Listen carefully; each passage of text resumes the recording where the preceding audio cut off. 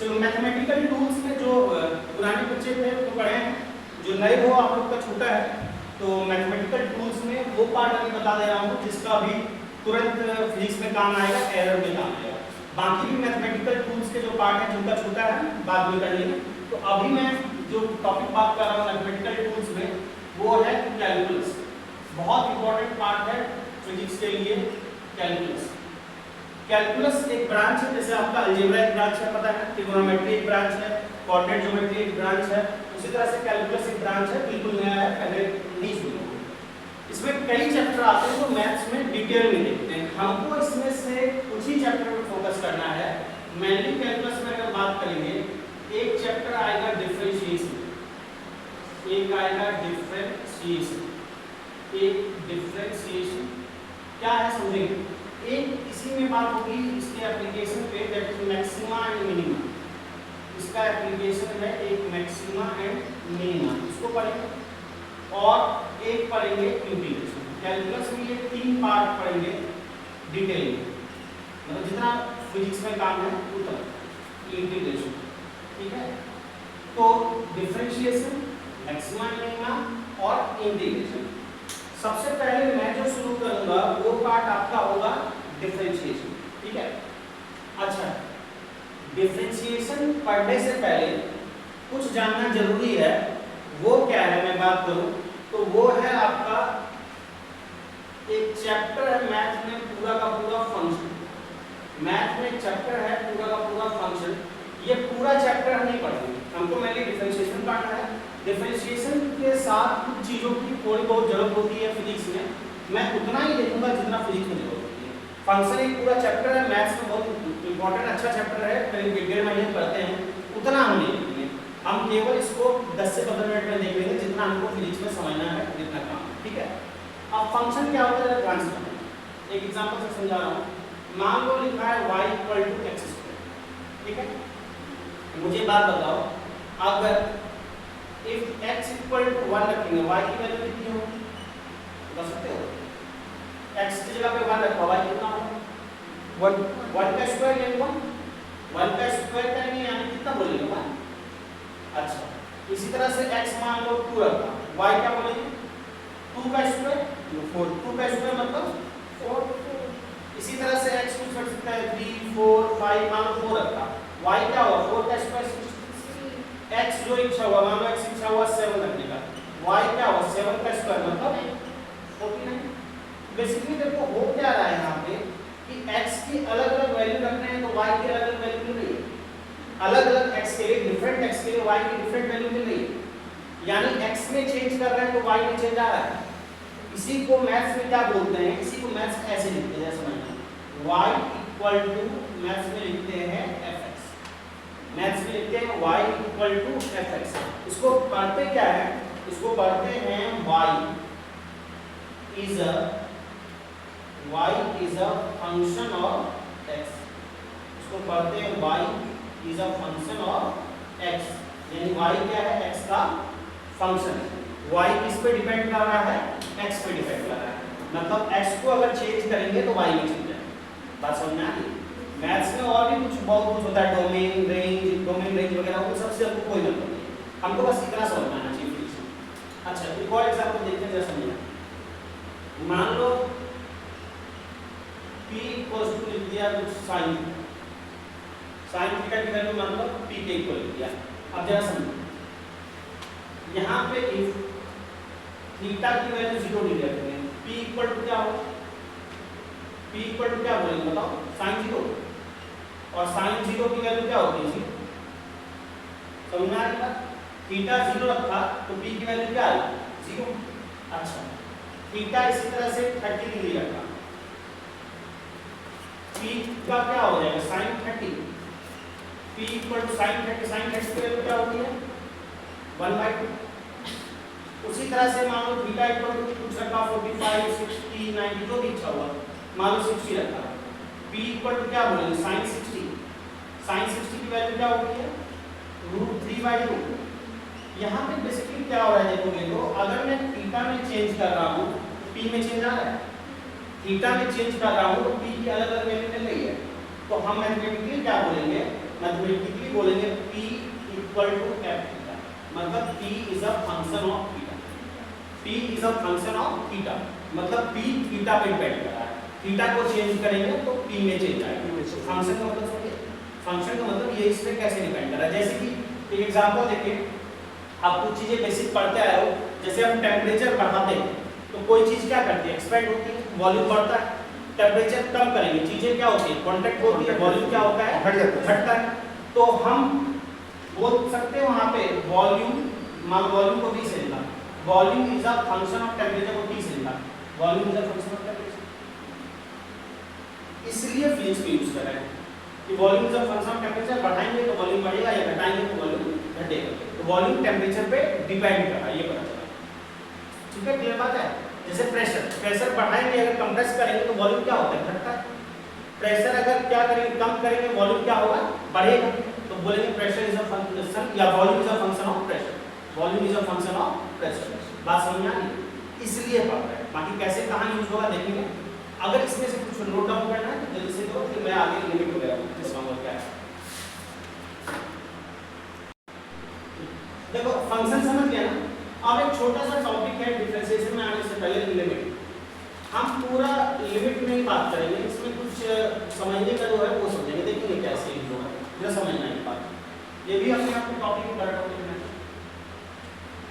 समझो। जरा हम लिखते हैं मान लो कभी ऐसे del y by del x, del का मतलब क्या होता है पता है, सिंबल का मतलब, ट्रायंगल जो बन रहा है डेल्टा बोलते हैं, ये ट्रायंगल जो है इसका पूरा नाम जो ऐसा ट्रायंगल दिखता है ना, इसका सिंबल को जैसे एंगल वाला जो सिंबल बनाते हैं उसको थीटा बोलते हैं ना, इस सिंबल को थीटा बोलते हैं, उसी तरह इस सिंबल को डेल्टा बोलते हैं, शॉर्ट में बोलते हैं डेल, DEL, शॉर्ट में बोलते हैं डेल। तो del y by del x, del का मतलब क्या होता है पता है, चेंज, डेल का मतलब होता है चेंज, तो change del y by del x मतलब change in y by change in x, change in y by change in x. अब एक बात समझो, जब हम x में चेंज किए ना तो किसी पर्टिकुलर x में चेंज के लिए y में भी अलग अलग चेंज होगा। कहने का मतलब क्या है कि यहाँ समझो, अगर मैं कहीं से कहीं लेता हूँ, मान लो x में चेंज मैं बोलता हूँ, यहाँ से यहाँ आता हूँ, 1 से 2x में कितना चेंज है 1 का, तो y में चेंज कितना है 4 - 1 3 का, x में चेंज मान लो यहाँ से यहाँ आते हैं 1 से 4 कितने का है 3 का, y में चेंज कितना है 16 - 1 5 का, x में चेंज मान लो नहीं यहाँ से यहाँ देंगे 2 से 7 5 का, y में चेंज कितना है 49 - 4 45 का। तो अलग अलग x में चेंज के लिए करस्पॉन्डिंग y में चेंज अलग अलग आ रहा है। जब change in something with respect to something बोल रहे हैं, इसको हम बोलते हैं एवरेज, इसको बोलते हैं एवरेज, इस वर्ड को बोलते हैं एवरेज। एवरेज क्या करता है, एवरेज ओवरऑल बिहेवियर बताता है कि गिवन इंटरवल में क्या हो रहा है। जैसे यहाँ पे भी थीटा में चेंज देखोगे ना, समझो कि यहाँ से यहाँ थीटा में चेंज कितना हुआ 30, तो y t में चेंज कितना हो गया 1/2, यहाँ से यहाँ थीटा में चेंज 60 - 0 60, p में चेंज √3/2 - 0 √3/2। तो यहाँ पे चेंज इन समथिंग थीटा के इंटरवल में करस्पॉन्डिंग चेंज p में कितना आया उसको लिखेंगे यहाँ पे del p by del t। बात समझ आ गई, ये क्या कहलाएगा, ये कहलाएगा एवरेज, अगर किसी इंटरवल में बात हो रही है। ठीक, अब यहाँ क्यों पढ़ रहे हैं, क्या बात कर रहे हैं, हम चलो एक एग्जांपल समझते हैं। मान लो मैं बोलता हूँ कि दुमका से मान लो कहीं गए से रांची, दुमका से मान लो रांची गए और बोला कि हमारी कार है, कार चल रही है, हमारी कार 60 km/h से, तो कार की स्पीड क्या हमेशा 60 नहीं होगी, नहीं रही होगी ना, वो 60 कौन सी स्पीड है, वो एवरेज स्पीड है। एवरेज स्पीड कैसे, मान लो एक एग्जांपल लेता हूँ, मान लो दुमका से रांची से कुछ है, यहाँ दुमका से रांची मान लो 300 किलोमीटर है, दुमका से रांची मान लो है 300 किलोमीटर, ठीक, और कितने देर लगा जाने में, मान लो से 5 घंटा लगा, मान लो जाने में लगा 5 घंटा। तो यहाँ अगर लिखेंगे स्पीड, क्या लिखेंगे, टोटल डिस्टेंस कितना होगा 300 बाय टोटल टाइम क्या होगा 5, तो 300/5 कितना होगा 60 km/h। तो ये 60 km/h कार की स्पीड क्या थी, हमेशा रही होगी नहीं, कभी कार की स्पीड 60 से ज्यादा भी हुई होगी, कभी 60 से कम भी हुई होगी। 60 कौन सी स्पीड है, इसकी एवरेज स्पीड है। अब मान लो कि कार चली, अभी से मान लो बज रहा है 10 बज रहे हैं, ठीक है, 10 बज रहे हैं दिन के, मान लो 10 बजे कार चली 10 AM, और 5 घंटे का मतलब क्या है 3 बजे, 5 घंटे का मतलब 10 2 12 3 PM, मान लो 3 PM में पहुंच गई रांची, ठीक, 10 बजे चली। अब मेरा क्वेश्चन ये आपसे कि मान लो 11 बजे यहाँ है, 12 बजे यहाँ है, 1 बजे यहाँ है, 2 बजे यहाँ है, 11 बजे मान लो यहाँ है, 12 बजे कार यहाँ है, 1 बजे यहाँ है, 2 बजे यहाँ है।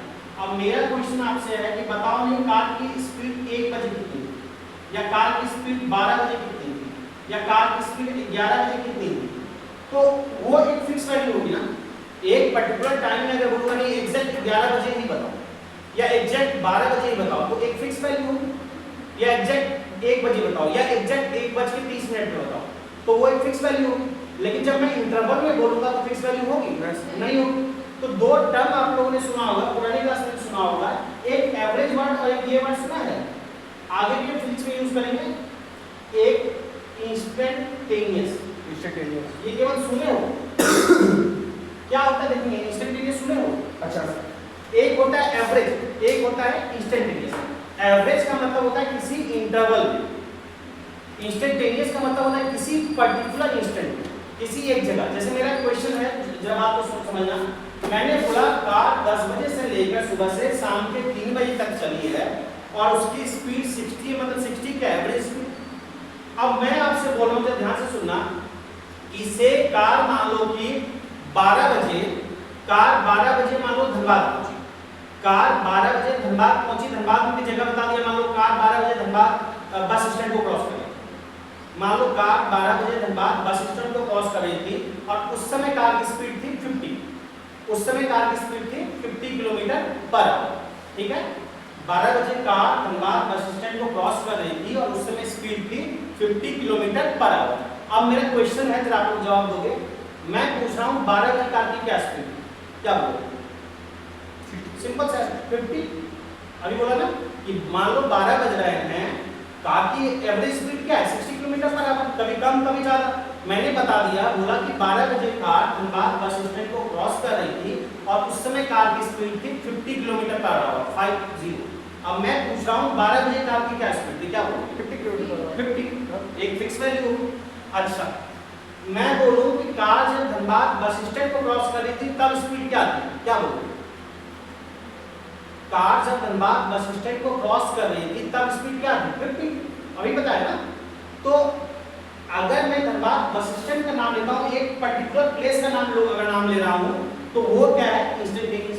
एक पर्टिकुलर टाइम का नाम ले रहा हूँ तो एक फिक्स वैल्यू होगी, वो क्या है इंस्टेंटेनियस। लेकिन जब मैं इंटरवल में बात करूंगा वो क्या होगी एवरेज। जैसे मान लो मैं बोल रहा 12 से 3 कार, सॉरी 10 से 3 कार चली, ठीक बात है। अब मैं बोल रहा हूँ कि बताओ कि 2 बजे से 3 बजे तक कार की स्पीड क्या है, तो 2 से 3 में भी तो कार की स्पीड वैरी कर सकती है। 2 से 3 भी कोई जरूरी थोड़ी है 1 घंटे एक ही स्पीड से चलते रहे। या मैं बोल दूं 12:30 से 1 कार की स्पीड क्या थी, तो कोई जरूरी थोड़ी कि आधे घंटे में कार एक जैसा चले, कम ज्यादा स्पीड हो सकती है। कभी स्पीड ब्रेकर आया, कभी भीड़ हुआ, रश हुआ, कार धीरे चली, कभी खाली रोड मिला तेज चली, जैसा भी हुआ। तो अगर इंटरवल है तो वो क्या कराएगा एवरेज। इंटरवल कितना भी छोटा सा होगा फर्क नहीं पड़ता, बहुत ही छोटा इंटरवल हो, 2 मिनट का इंटरवल हो, 1 मिनट का इंटरवल हो, 10 सेकंड का इंटरवल हो, अगर इंटरवल है तो वो क्या है एवरेज। और इंस्टेंटेनियस क्या होता है, एक पर्टिकुलर इंस्टेंट कि एग्जैक्ट 12:32 पे एग्जैक्ट आपका पर्टिकुलर लोकेशन पे, या इंटरवल बोलूं, मैं बोलूं कि ठीक है कार चली है धनबाद से लेकर बोकारो के बीच में कार की स्पीड इतनी थी से 70 थी, धनबाद से बोकारो के बीच में कार की स्पीड 70 थी, तो क्या होगी वो एवरेज स्पीड। इंटरवल छोटा हो गया, धनबाद से बोकारो है पर इंटरवल तो है ना। अगर इंटरवल है तो वो क्या कराएगा, चाहे टाइम का इंटरवल बोले चाहे लोकेशन का कुछ भी बोले। अगर मैं एग्जैक्ट बोल दूं नहीं धनबाद बस स्टैंड के पास ही या फलाना लोकेशन बोकारो का है वहीं पे कार की स्पीड क्या थी, वो क्या होगी इंस्टेंटेनियस। तो दोनों में फर्क समझ में आ रहा है। तो ये तो फर्क समझने को हो गया, मैथमेटिकली कैसे देखेंगे जरा समझ। अगर मैं लिख रहा हूं समझो del y by del x किसी को, तो वो क्या होगा कि x में कितना चेंज आया उस इंटरवल में, x के उस इंटरवल में y में कितना चेंज आया। x के उस इंटरवल में x का इंटरवल इतना था तो y का चेंज कुछ और था, x का इंटरवल इतना था तो y का इंटरवल ये था, x का इंटरवल 30 - 30 था तो y का इंटरवल दिस माइनस दिस था। अगर x का इंटरवल में y का कितना आया that is delta xy delta y का डेल्टा x। अगर मैं x को फिक्स कर दूं तो y फिक्स हो जाएगा, इस पे डिपेंड कर रहा है। मैं बोलूं ये x एग्जैक्ट 4, जब x की वैल्यू 4 तो y की वैल्यू 16, x की वैल्यू 2 थी तो y की वैल्यू 4। इसी तरह यहां पे मैं थीटा फिक्स कर दूं b की वैल्यू फिक्स हो जाएगी, तो वो क्या हो जाएगा इंस्टेंटेनियस। क्लियर है बात? अब एक बात समझो, मैथ्स में इसको कैसे लिखते हैं, क्या करते हैं। मैंने बोला ठीक है कार की स्पीड तो ये पता है मुझे, एवरेज 60 आ गई, अच्छी बात है। मेरा क्वेश्चन नहीं, मुझे बताओ 1 बजे कार की क्या स्पीड।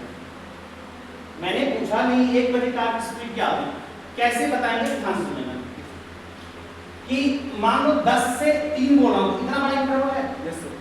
1 बजे के लिए मैं इंटरवल को छोटा करता जा रहा हूं। मान लो इंटरवल ले लिया 12 से 2, इंटरवल है पर पहले से छोटा हुआ।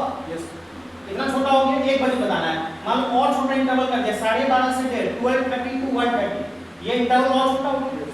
और छोटा करते करते करते मान लो 12:59 12:59 से 1:01, तो इंटरवल बहुत छोटा हो गया। तो जितना पॉसिबल हो सकता था एकदम छोटा कर दिया। 12:59 सेकंड एकदम करीब आ गए और इधर भी चले गए 1:01:0000 समथिंग सेकंड। तो हम क्या किए, इस पॉइंट के एकदम करीब आ गए। तो किसी पॉइंट के करीब आने का तरीका क्या, इंटरवल को घटाते इतना कम कर दो कि एक तरह से इंटरवल ही गायब हो। अगर इंटरवल को गायब कर दिए तो हम क्या करने लगे, एक पॉइंट पे बात करने लगे। बस समझना है, इंटरवल को छोटा करते करते करते करते इतना छोटा कर दिया कि लगभग क्या हुआ, इंटरवल रहा ही नहीं। तो हम एक पॉइंट पे आ गए और एक पॉइंट पे जो वैल्यू होती है क्या होती है, इंस्टेंटेनियस। अब जरा बात को समझो, जब मैं ऐसे लिख रहा हूं ना तो ये क्या है, एवरेज। अब मैंने क्या किया, मुझे एक जगह पे बतानी है, कुछ भी चाहे x में चेंज y में चेंज, मैं लिख रहा हूं del y by del x, ये क्या है, एवरेज। एक चैप्टर होता है लिमिट बताया, पूरा का पूरा नहीं, शॉर्ट में लिखते हैं लिमिट को li, limit.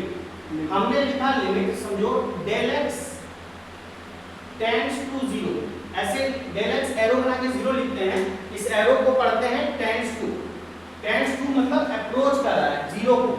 del x tends to का मतलब है 0 को अप्रोच कर रहा है, यानी del x मतलब x का इंटरवल, x का लिमिट का मतलब लिमिटेड कर दिया, लिमिटेड मतलब छोटा कर दिया, नैरो कर दिया। कितना नैरो कर दिया, इतना नैरो कर दिया कि जो इंटरवल है वो टेंड्स टू 0 हो गया, यानी इंटरवल 0 के करीब हो गया, यानी इंटरवल एक तरह से क्या हो गया, गायब हो गया। बस समझना है, इंटरवल को इतना छोटा कर दिया कि इंटरवल एक तरह से क्या हो गया, गायब हो गया। अगर इंटरवल को हमने छोटा करते करते करते del x tends to 0 limit कर दिया, लिमिटेड कर दिया, लिमिटेड इतना लिमिटेड कर दिया कि टेंड्स टू 0 हो गया, इसका मतलब इंटरवल क्या हो गया, गायब हो गया। और इंटरवल गायब हो गया तो एक पर्टिकुलर x पे बात करते हैं, इसी को क्या बोलते हैं, इसको बोलते हैं एक पर्टिकुलर x पे हो गया इंटरवल गायब किया तो एक पर्टिकुलर y मिलेगा, इसको बोलते हैं इंस्टेंटेनियस। तो जैसे हमने ये वर्ड लगाया ना limit del x tends to 0, ये क्या बन गया, इंस्टेंटेनियस, ये बन गया इंस्टेंटेनियस। और इसको बार बार लिखना होता है हमको फिजिक्स में या मैथ में, del x by del y limit del x tends to 0, तो बार बार ये कितना लिखे, देखो इसी को लिखा जाता है dy by dx, इसको पढ़ते हैं dy by dx। इसी को बार बार लिखना होता है तो इतना लंबा चौड़ा बार बार क्या लिखेंगे, del x टेंड्स टू 0, तो इसी को लिखा जाता है dy by dx। इसमें और इसमें कोई फर्क नहीं, दोनों एक ही चीज। जब dy by dx लिख रहे हैं तो ऑलरेडी अंडरस्टूड है कि x के एक पर्टिकुलर वैल्यू पे लिख रहे हैं, ये चीज क्या है, इंस्टेंटेनियस। इसको पढ़ते क्या है, इसको पढ़ते हैं डिफरेंशिएशन किसका, d सिंबल डिफरेंशिएशन को बता रहा है, of y with respect to differentiation of y with respect to x। बात समझ में आ रही है? तो डिफरेंशिएशन क्या करता है, डिफरेंशिएशन किसी एक पॉइंट पे बात करता है। बात समझ में आ रही है? डिफरेंशिएशन एक पॉइंट पे बात करता है और एवरेज एक इंटरवल पे बात करता है। क्लियर है डिफरेंशिएशन? आगे तो हम पढ़ लेंगे, फॉर्मूला लगा के क्वेश्चन करना बहुत आसान है, लेकिन इसका मतलब समझना जरूरी है कि डिफरेंशिएशन बता क्यों है, क्योंकि आगे जब फिजिक्स पढ़ोगे ना 11 12 में कहीं भी किसी लेवल पे, तो इस तरह के सेंटेंस का मतलब समझ में आना चाहिए। आपको लिखा हुआ कई चैप्टर में कि this by this tends to 0, तो समझ में आना चाहिए कि इंटरवल छोटा किया वो इंस्टेंटेनियस बात कर रहा है। जैसे मैं यहीं पे बात करूं ना del p by del theta, ये क्या है, एवरेज है। del p by del theta लिखा तो ये क्या है, एवरेज, यानी थीटा के किसी इंटरवल में p का इंटरवल। लेकिन जैसे मैं इसको लिखता हूं del p by del theta del p by del theta, एक वर्ड लगाऊंगा लिमिट। ये पूरा का पूरा मैथ में चैप्टर होता है, इतना हमको मतलब नहीं है, इतना बार बस सेंटेंस लिखा है ये समझ में आना चाहिए। Del p by del theta limit del theta tends to 0, मतलब डेल थीटा थीटा का इंटरवल 0 कर दिया, ये क्या बताने लगेगा, ये बताने लगेगा इंस्टेंटेनियस। इसी को लिखते हैं dp बाय dt। तो बात समझना, जैसे मैंने ऐसे लिखा, ये एक पर्टिकुलर थीटा पे पर्टिकुलर dt वैल्यू बताएगा। क्लियर है? इतना नोट कर लो, करना चाहिए। तो ये समझ में आ गया कि किसी पर्टिकुलर इंस्टेंट पे देख रहे हैं तो वो क्या इंस्टेंटेनियस है। एवरेज अगर इंटरवल है, कितना भी छोटा इंटरवल हो, अगर इंटरवल है तो वो क्या कहलाएगा, एवरेज। किसी पर्टिकुलर लोकेशन से पर्टिकुलर लोकेशन तक क्या कहलाएगा, एवरेज। और एग्जैक्ट किसी जगह पे वो कहलाएगा इंस्टेंटेनियस। ठीक है, क्लियर है बात? अब जरा हम बात करें यहाँ देखो, मैंने तो यही समझना जरूरी था, एवरेज और इंस्टेंटेनियस क्या डिफरेंशिएशन बताता है। डिफरेंशिएशन में हम क्या करते हैं, इंटरवल को छोटा करते हैं, इतना छोटा करते हैं कि टेंड्स टू 0, मतलब इंटरवल है ही नहीं, इंटरवल को बहुत छोटा करोगे लगभग 0 के करीब, तो गैप खत्म हो गया, तो एक पॉइंट खत्म हो गया। वो कौन बताता है, डिफरेंशिएशन। तो वही समझना जरूरी था। बाकी तो आप डिफरेंशिएशन पे प्योरली चैप्टर पे आते हैं। तो डिफरेंशिएशन में आने से सबसे पहले देखते हैं फॉर्मूला। फिजिक्स में मैं जितने फॉर्मूले लिखूंगा, 10 फॉर्मूले लिखूंगा, उसको याद रखोगे, आपका काम हो जाएगा। मेरा पर्पस यहाँ पे है आपको फिजिक्स में जितना आएगा, जिस लेवल में डिफरेंशिएशन, वो इजीली हो सके, उसी पर्पस से बताऊंगा। बाकी मैथ्स में बहुत देखते हैं, काफी दिन चैप्टर पढ़ते हैं। तो differentiation dx to the power n, अब ये फॉर्मूला अच्छे से याद रखो, x to the power n by dx, dx to the power n by dx होता है n x to the power n minus, dx to the power n by dx n x to the power n minus. ये formula आपको याद रखना, इनका भी proof है, लेकिन मतलब नहीं बनता। मैथ्स वाले मैथ्स में जाके करोगे, जब हम चैप्टर पढ़ते हैं मैथ्स में, लिमिट, कंटिन्यूटी, डिफरेंशिएबिलिटी, फिर डिफरेंशिएशन पे आते हैं, तो प्रूफ हम देखते नहीं सकता, तो वो मैथ में मतलब है। और मैथ वाले चाहे रहे चाहे बायो वाले, उनको ध्यान रखना पड़ेगा, फॉर्मूला सबको याद रखना है। Differentiation of sin x dx, sin x का होता है cos x, sin x का होता है cos x। Third, differentiation of cos x, ध्यान रखो कि यहाँ पे x है तो यहाँ भी x हो। यहाँ पे अगर थीटा लिखे हैं sin थीटा, तो यहाँ भी थीटा होगा, क्यों?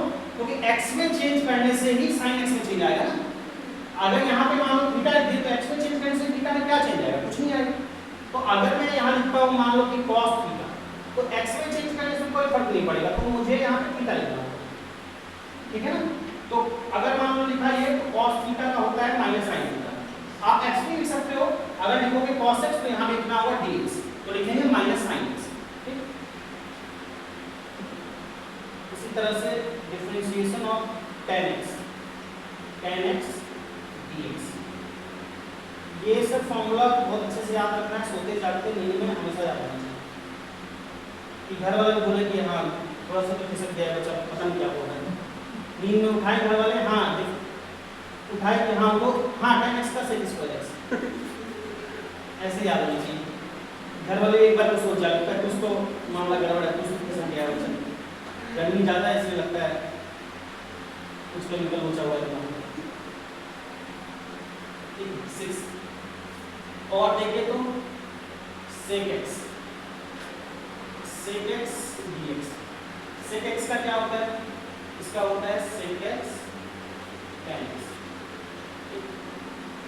अच्छा, 7 differentiation of cos x dx, cos x का होता है minus cos x cos x। और देखें तो differentiation of log x, log जान रहे हो सब लोग, ऐसे मैंने क्लास में पढ़ाया, पहले जो बच्चे थे, आप लोग नए हो तो छूटा था, पर ऐसे सुने हो log, डिटेल में जब बताना मैं बता दूंगा, लेकिन अभी फिलहाल log सुने हो ना, लॉगरिथम। हाँ, तो log x का होता है 1/x, log x का 1/x। एक होता है e की पावर x, ये पता है किसी को e की power x, e to the power x क्या होता है? नहीं, e एक नंबर है, इसके बारे में भी मैंने पहले बताया है, जो नए हैं वो बाद में एक्स्ट्रा क्लास में बता दूंगा, जैसे ये एक्स्ट्रा क्लास आ गई वैसे ही होगी तो बता दूंगा। e की वैल्यू होती है 2.7, तो e की पावर x का मतलब होता है 2.7 की पावर x, क्या होता है बाद में देखा जाएगा, e की पावर x का e की पावर x मिलता है। और एक 10 है a to the power x dx, इसका होता है a to the power x log a, यहाँ पे a कोई कांस्टेंट, तो ये 10 फॉर्मूले फिजिक्स में अच्छे से याद होने चाहिए। एक मैं बता दे रहा हूँ कि फॉर्मूले याद रखने का तो ठीक है, याद रखोगे, कहीं कहीं देखो ट्रिगोनोमेट्री में प्लस आ रहा है कहीं माइनस आ रहा है, याद रखने के लिए बता रहा हूँ, कभी कंफ्यूज करोगे, कोई लॉ नहीं है, इसको लॉ में समझना, याद रखने का एक तरीका आसान है कि ट्रिगोनोमेट्री में देखोगे जो भी c से शुरू हो रहा है फंक्शन, जो c से शुरू हो रहा है, जैसे cos थीटा c से लिखते हैं, फिर c से क्या लिखते हैं cot थीटा c से लिख रहे हैं, और c से क्या लिख रहे हैं cos x, तो जो c से लिख रहे हैं ट्रिगोनोमेट्री में उसमें माइनस है, जैसे c से ये cos माइनस हो गया, cot माइनस हो गया, cos माइनस हो गया, याद रखने के लिए कभी प्लस माइनस में कंफ्यूज करो, जो c से शुरू हो रहा है उसमें माइनस हो जाएगा, तो लिख रहे हो मतलब ठीक है। अब देखो फॉर्मूला लिख दिया, x to the power n का n, x to the power n n minus 1, n x to the power n minus 1, sin x का cos x का minus sin x, tan x का sec square x, cot x का minus cosec square x, sec x का sec x tan x, cosec x का cosec x, cot x, log x का 1 by x, a to the power x का a to the power x log a, और e की power x का e की power x। तो ये 10 फॉर्मूले लिखा है, आसानी से ध्यान होना चाहिए। अब जरा एक दो क्वेश्चन आज कराऊंगा, फिर आज छोड़ूंगा, फिर नेक्स्ट किसी दिन देखता हूँ, बीच में एक्स्ट्रा क्लास लेके इसको खत्म कराऊंगा। तो अभी फिलहाल एक क्वेश्चन करते हैं सिंपल सा, मुझे पहले बताओगे कौन सा फॉर्मूला बताइएगा, differentiation of 2 to the power x dx। कितने लोग बोल रहे हैं फर्स्ट वाला?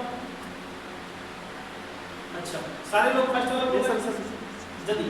हां सर, वो 9 नंबर, कौन सा 9 नंबर 9 ई कितना हो गया, 9 बोल दिया, 2 दिख रहा है 9 में बोल दिया। अब देखो फर्स्ट वाला क्या है, फर्स्ट वाला x to the power n, x मतलब वेरिएबल, n कोई नंबर, वेरिएबल पे पावर नंबर है कांस्टेंट, यहाँ पे a की पावर x है ना, x कोई कांस्टेंट की पावर x है, कांस्टेंट की पावर x है 10 नंबर है ना, 10 नंबर है ना, तो क्या होगा देखो फॉर्मूला में देख के लिखा हो, जरा समझो आराम से, a की पावर x क्या है 2 की पावर a की power x log a, a की जगह पे क्या लिखा है 2, तो 2 टू द पावर x बताओ क्या होगा log a, a की जगह क्या लिखा है 2 log, पहले बोलो समझ में आ रहा है, क्लियर है सबको? जल्दी से लिखो और एक क्वेश्चन और करके sir, so we can say that 2 is constant. Yes you can say लिखो। अगर ऊपर वाला समझ गए तो उसको लिखो जल्दी से और इसका आंसर बता दो। 5 to the power x, differentiation of 5 to the power x, कितना आंसर होगा? 5x upon 5। हाँ, सारे लोग बताओ। Sir, 5x 5 to the power 5x log a, a की जगह क्या लिखा हुआ है 5।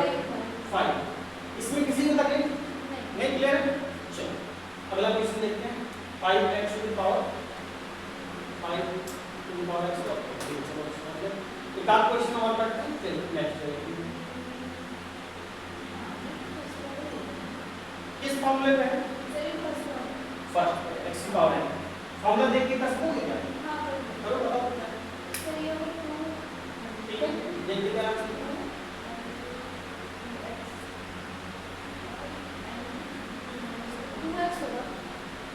n x to the power n minus 1 है ना, n की जगह क्या है 2, x n माइनस 1 ना, n की जगह पे क्या लिखा है 2 minus 1, 2x to the power 1 2x। सबको क्लियर है? एक क्वेश्चन आज के last question, dx to the power, चलो लिख दिया 7, आसान सा है तो इसमें